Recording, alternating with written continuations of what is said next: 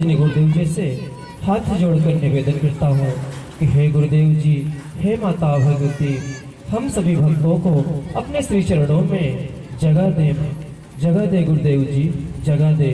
हम सब पर अपनी दया दृष्टि, अपनी कृपा सदैव बनाए रखे गुरुदेव जी, बनाए रखे माता भगवती। बोलिए माता भगवती माँ काली की जय। बोलिए श्री सतगुरुदेव जी भगवान की जय।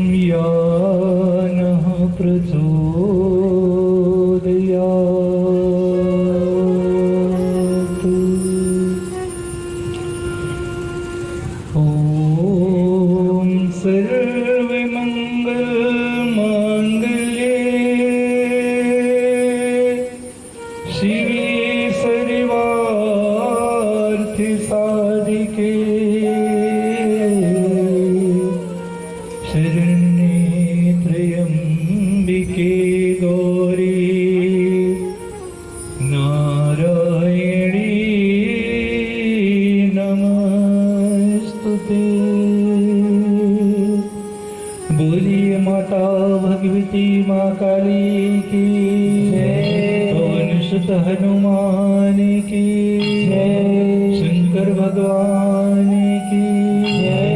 भैरवनाथ की जय। आज इस कटनी की पावन नगरी पर बैठकर सर्वप्रथम उस माँ के चरणों में प्रणाम करता हूँ जो भक्त वत्सला है, भक्तों पर कृपा बरसाने वाली है। अपने भक्तों की रक्षा करने के लिए वह अनेकों स्वरूपों को धारण कर लेती है और भक्तों के शत्रुओं का संहार करने के लिए वह अपने सुंदर स्वरूप का भी त्याग करने में क्षण मात्र की देरी नहीं करती। जो जगत माता है, जगत की जननी है, जिसे देवादिदेव भी माँ कह करके पुकारते हैं, ऐसी माँ भगवती माँ काली के चरणों में सहस्त्र कोटि प्रणाम करता हूँ। तत्पश्चात उनके दर्शनों के लिए आए हुए समस्त सूक्ष्म शक्तियों को, वह सूक्ष्म शक्ति चाहे जिस रूप में हो, नगर देवता के रूप में हो, स्थान देवता के रूप में हो, कुल देवता के रूप में हो, उन समस्त सूक्ष्म शक्तियों को प्रणाम करते हुए महावीर हनुमान जी के चरणों में प्रणाम करता हूँ। भैरवनाथ के चरणों में प्रणाम करते हुए भगवान भोलेनाथ के चरणों में भी प्रणाम करता हूँ।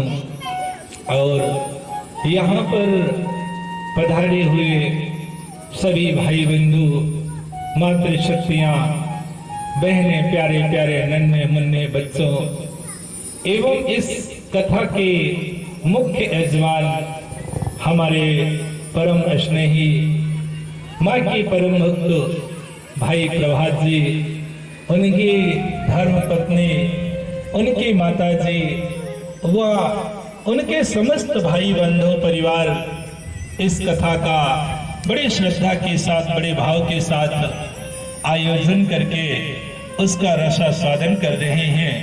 इसलिए आप सभी को बहुत बहुत दुआएं, बहुत बहुत आशीर्वाद आप सभी भक्तों के जीवन में सदैव सुख, शांति, समृद्धि, सौभाग्य बना रहे, यही माँ भगवती, माँ काली से निवेदन करता हूँ।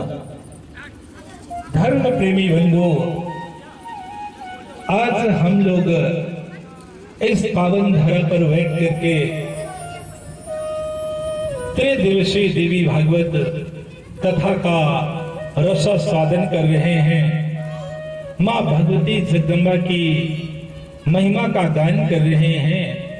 तो यह माँ की बहुत बड़ी कृपा है, क्योंकि ऐसा कहा जाता है कि जब मनुष्य के कई जन्मों के पुण्य कर्म जागृत होते हैं, संग्रहित होते हैं, तब जाकर के कहीं कोई माँ का भक्त होता है, उपासक बनता है। तो निश्चित ही हम सभी सौभाग्यशाली हैं कि आज इस पावन धरा पर बैठ करके माँ भगवती जगदम्बा की कथा का रसास्वादन कर रहे हैं। यह देवी भागवत सर्वप्रथम माँ भगवती जगदम्बा ने आकाशवाणी के माध्यम से श्री हरि विष्णु जी को प्रदान किया था। जिस समय माँ भगवती के मन में विचार उत्पन्न होता है कि अब संसार की रचना करनी चाहिए, संसार की रचना करने का विचार उनके ऊपर मन में उत्पन्न होता है, तो सर्वप्रथम माँ भगवती जगदम्बा श्री हरि विष्णु को उत्पन्न करती हैं।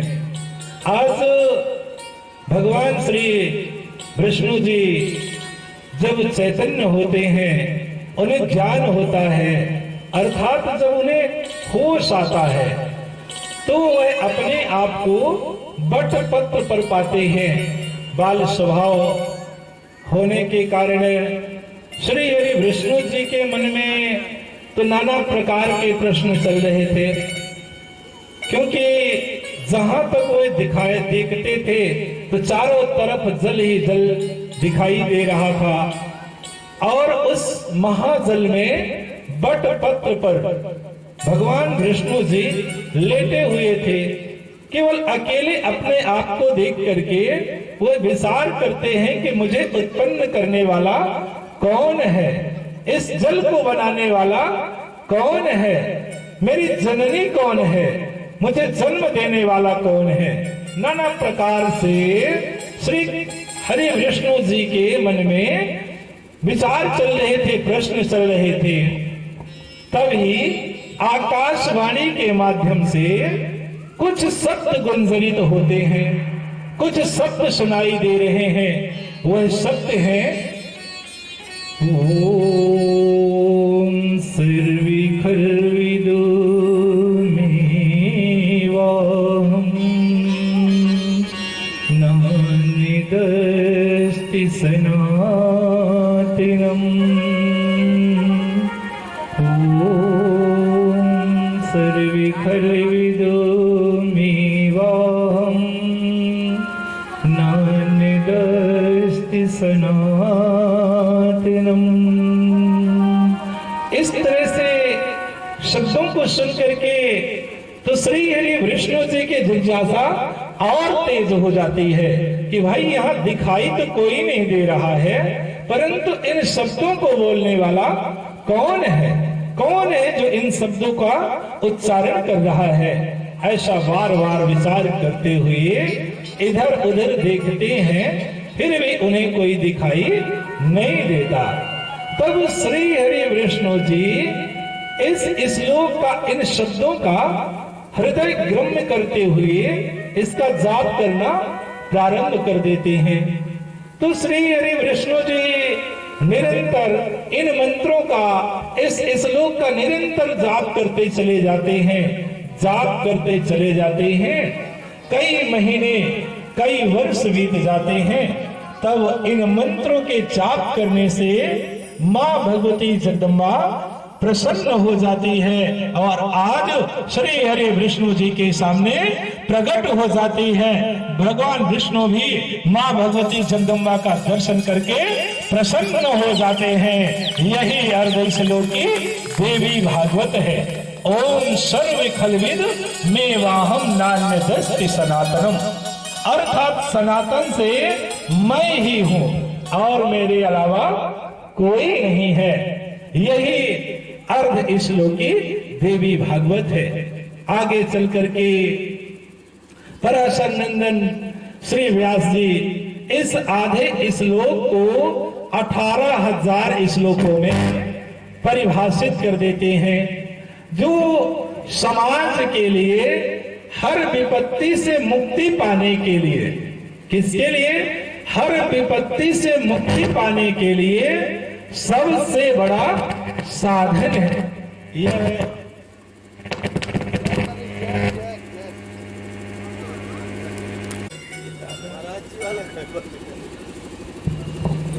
यह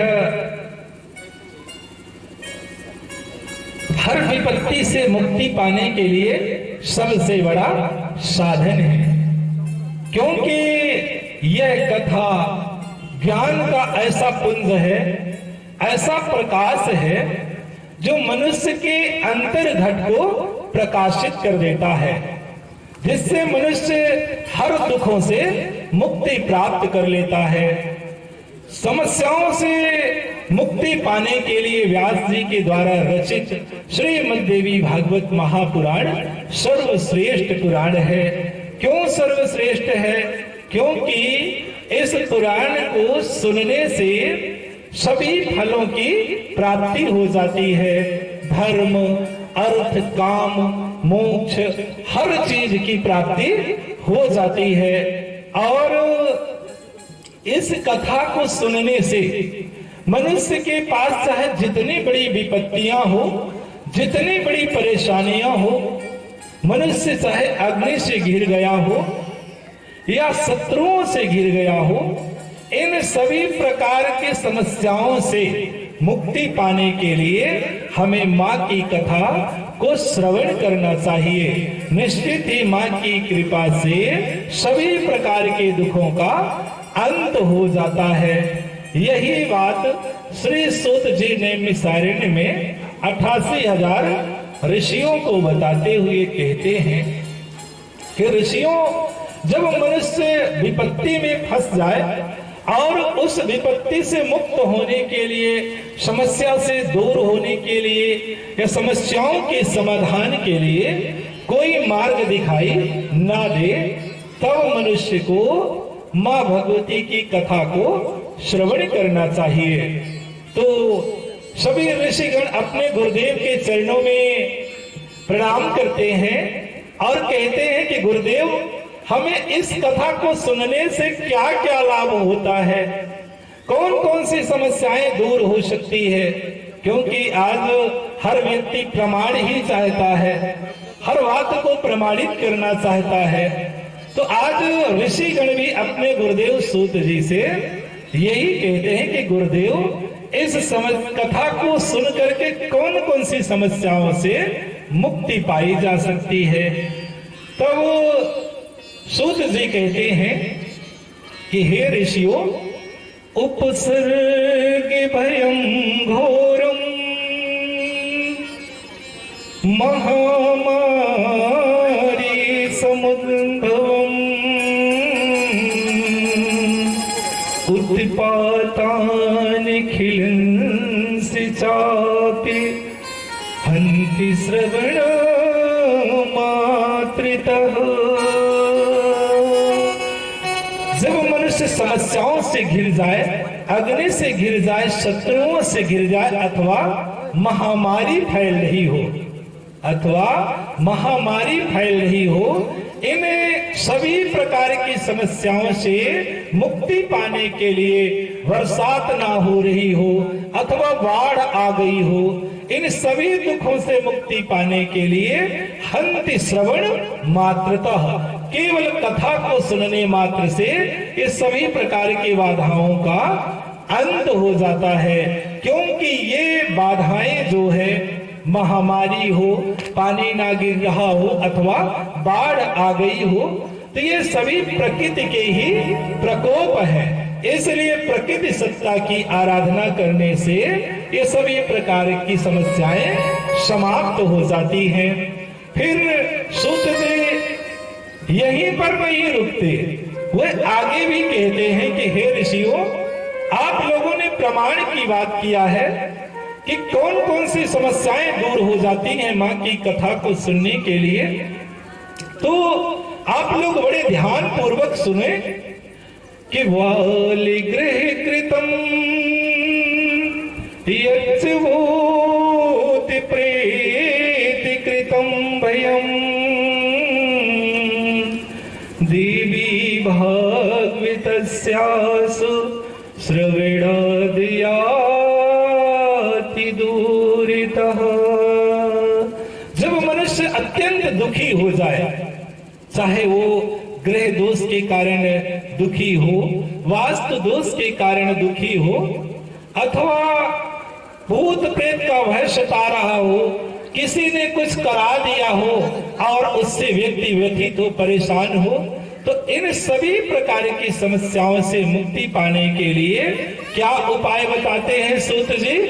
देवी भागवतस्यास श्रवणादयाति दूरतः, केवल देवी भागवत की कथा को श्रवण करने से ये सभी प्रकार के दुख दूर हो जाते हैं, भय समाप्त हो जाते हैं। फिर सूत जी और आगे कहते हैं कि अपुत्रो लभते पुत्रम दरिद्रो धनवान भवेत्, रोगी रोगात् प्रमुच्येत, श्रुत्वा भागवतामृतम्। क्या कहा सूत जी ने? अपुत्रो लभते पुत्रम, जिसके पुत्र नहीं है, संतान नहीं है, लभते पुत्रम, उसे पुत्र की प्राप्ति हो जाती है। दरिद्रो धनवान भवे, जो दरिद्र है, जो गरीब है, जो निर्धन है, वो धनवान हो जाते हैं। रोगी रोगात प्रमुच्येत, श्रुत्वा भागवतामृतम, जो रोग से पीड़ित है, जो परेशान है, दवाई नहीं काम कर रही है, ऐसी स्थिति में कथा रूपी अमृत का पान करने से व्यक्ति रोग मुक्त हो जाता है। फिर सूत जी और आगे कहते हैं कि अपुत्रो लभते पुत्रम दरिद्रो धनवान भवेत्, रोगी रोगात् प्रमुच्येत, श्रुत्वा भागवतामृतम्। वन्द्या वा काकुवन्द्या मृतवत्सा सयाङ्गिना, श्रुत्वा भागवतामृतम् लभते पुत्रं चिरायुषम्। वन्द्या वा काकवन्द्या, जो स्त्रीवांस है, जिसकी संतान नहीं हो रही है या संतान होकर के मृत हो जाती है, उसकी संतानें मर जाती हैं, ऐसी स्थिति में श्रुत्वा भागवतामृतम लभते पुत्रम चिरायुषम, कथा रूपी अमृत का पान करने से उसे एक दीर्घजीवी पुत्र की प्राप्ति हो जाती है। तो इन सभी प्रकार की समस्याओं से मुक्ति पाने के लिए सूत जी ने बड़ा सरल उपाय बताया है, बड़ा सहज उपाय बताया है कि माँ की कथा को सुनने से इन सभी प्रकार की समस्याओं का समाधान हो जाता है। फिर इस विषय पर तो स्वयं व्यास जी देवी भागवत कथा की महिमा का वर्णन करते हुए कहते हैं कि यह पुराण तो समस्त पुराणों से बढ़ करके है, सभी पुराणों का यह आभूषण है। और बड़ा सुंदर व्यास जी कहते हैं कि पुराणानाम तु सर्वेषां श्रवणाद्यत फलं लभेत देवी भागवतस्यासु तस्मात् गुणं पुण्यम। आज श्री व्यास जी कहते हैं कि जितना सभी पुराणों को सुनने से फल प्राप्त होता है, उससे 100 गुना ज्यादा, उससे 100 गुना ज्यादा देवी भागवत महापुराण की कथा सुनने से फल प्राप्त होता है। और व्यास जी कहते हैं कि जिस तरह से संसार में इस भूतल पर गंगा का महत्व है, गंगा को श्रेष्ठ बताया गया है, तो व्यास जी कहते हैं कि यथा सरित्सु प्रविरा गंगा देवेषु शंकरः कापि रामायणं यज्ज्योतिष्मस्तु यथा रविः। तो व्यास जी कहते हैं कि यथा सरुत्स प्रवरा गंगा, जिस तरह से इस धरती पर गंगा का श्रेष्ठ स्थान है, और देवताओं में किसको श्रेष्ठ बता रहे हैं व्यास जी?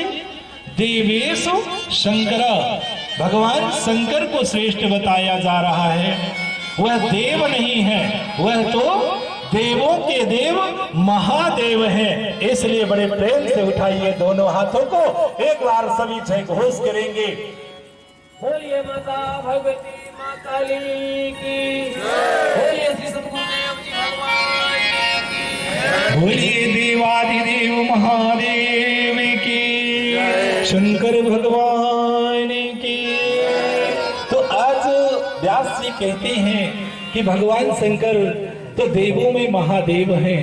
फिर काव्यों में रामायण को श्रेष्ठ बताया गया है, और प्रकाश देने में किसको श्रेष्ठ कहा गया है? यत् ज्योतिषमस्तु यथा रवि, सूर्य को प्रकाश देने में सबसे श्रेष्ठ कहा गया है।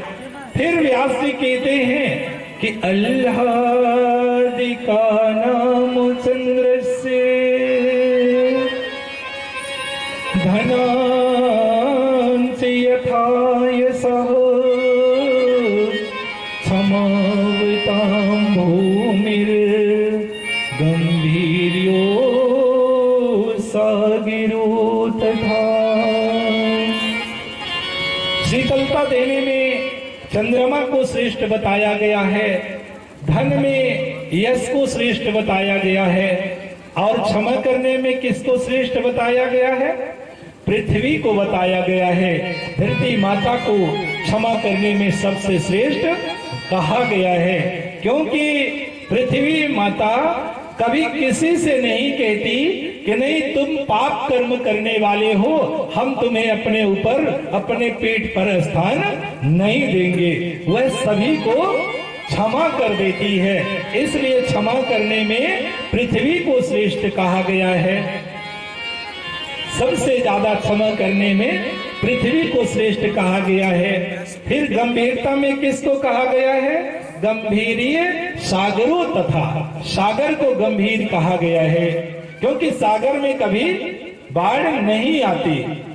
पानी चाहे जितना गिरे, बरसात चाहे जितनी हो, परंतु पानी में उस सागर में कभी बाढ़ नहीं आ सकती।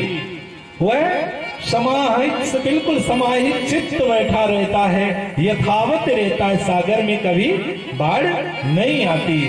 बाढ़ तो छोटे मोटे नदी नालों में आती है, जो कभी कभार ऐसे भी नाले होते हैं जो बादल को देख करके ही उफनाने लगते हैं। जैसे इस संसार में भी कई ऐसे लोग हैं जो थोड़ा सा उन्हें धन की प्राप्ति हो जाती है तो फिर वो सीधा मुख बात नहीं करते, फिर तो वह सीधा अकड़ करके चलते हैं। लेकिन भैया कई लोग हैं ऐसे इस संसार में, उनके पास चाहे जितना धन आ जाए, जितनी संपत्ति उनके पास आ जाए, फिर भी वो गंभीर रहते हैं, वो हमेशा विनम्रता को ही धारण किए रहते हैं। और बात सही भी है, क्योंकि विद्या ददाति विनयम, सच्ची विद्या व्यक्ति को विनम्र बना देती है। तो गंभीरता में सागर को श्रेष्ठ कहा गया है। फिर व्यास जी कहते हैं कि मंत्राणाम चैव सावित्री पापनासे हरि स्मृति। मंत्रों में गायत्री मंत्र को श्रेष्ठ कहा गया है, और पापों को नष्ट करने के लिए किसको श्रेष्ठ बताया गया है?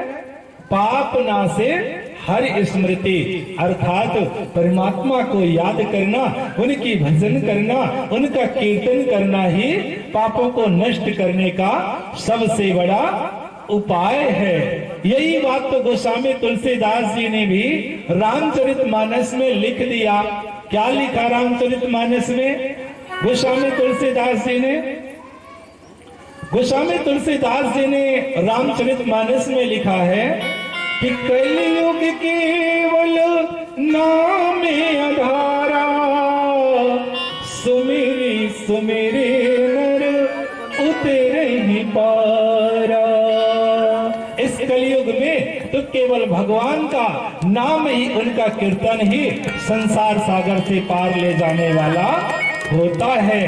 तो आइए हम लोग भी यहाँ पर बैठे हैं तो माँ भगवती जगदम्बा का संकीर्तन करते हैं, भजन करते हैं और माँ से कृपा पाने की चाहत रखते हैं। तो पहले आप सभी दोनों हाथों को ऊपर उठा करके बड़े भाव के साथ बोलेंगे, जय घोष करेंगे। बोलिए माता भगवती माँ काली की, बोलिए श्री सतगुरुदेव जी भगवान की, सत्य सनातन धर्म की।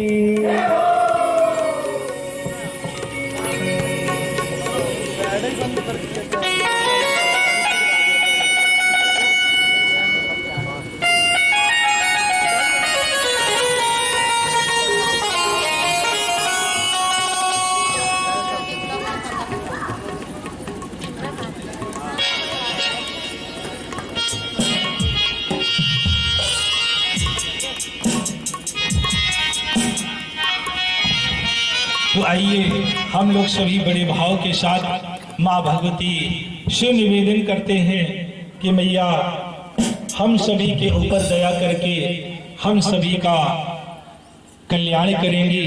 ऐसे भाव को लेकर के कहना चाहते हैं कि ध्यान का लगाना कि जीवन अपना सुखमय बनाना। ध्यान का लगाना कि जीवन अपना सुखमय बनाना।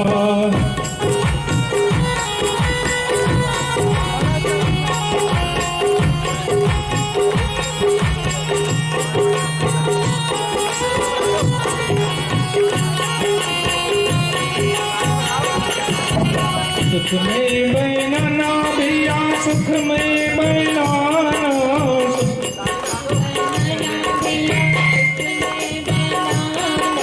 सुख में बनाना भैया, सुख में बनाना, सुख में बनाना भैया, सुख में बनाना, सुख में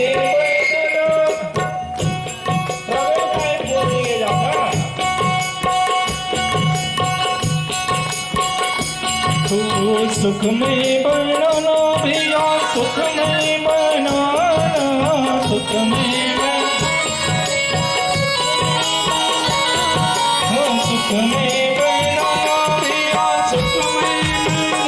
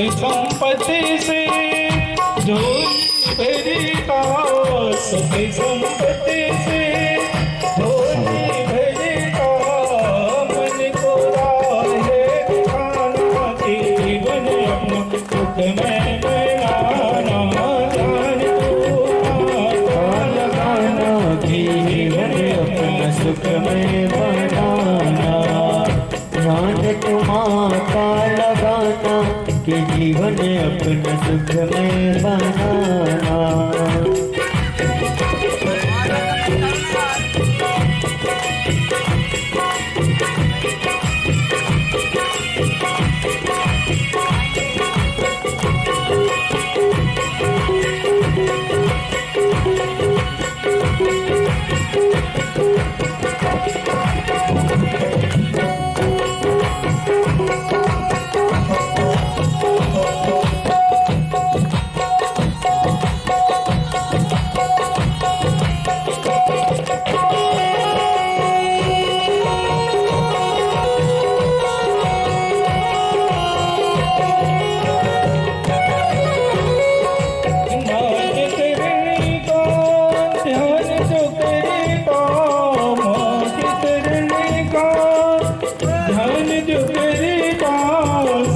संपत्ति से झोली भरी का, सुख संपत्ति से झोली भरता, सुखी संपत्ति से झोली भरता, मन को राहे दिखाना कि जीवन अपना सुख में माता लगाना कि जीवन अपना सुख में बनाना, ध्यान तुम्हारा लगाना कि जीवन अपना सुख में बनाना।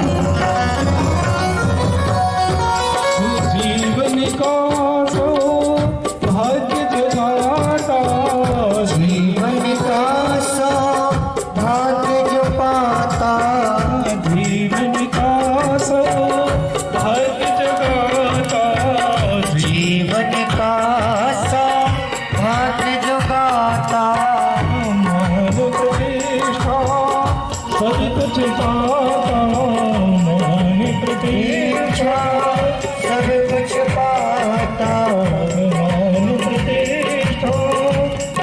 कुछ पाता, मान प्रतिष्ठा सब कुछ पाता, श्रद्धा सुमने चढ़ाना के जीवन अपना सुख में बनाना, ध्यान तुम्हारा लगाना कि जीवन अपना सुख में बनाना, ध्यान तुम्हारा लगाना कि जीवन अपना सुख में बनाना, सुख में सुख में बनाना भैया सुख में बनाना, सुख में बनाना भैया सुख में बनाना, सुख में बनाना भैया सुख में बनाना, ध्यान दो माता के जीवन अपना सुख में बनाना,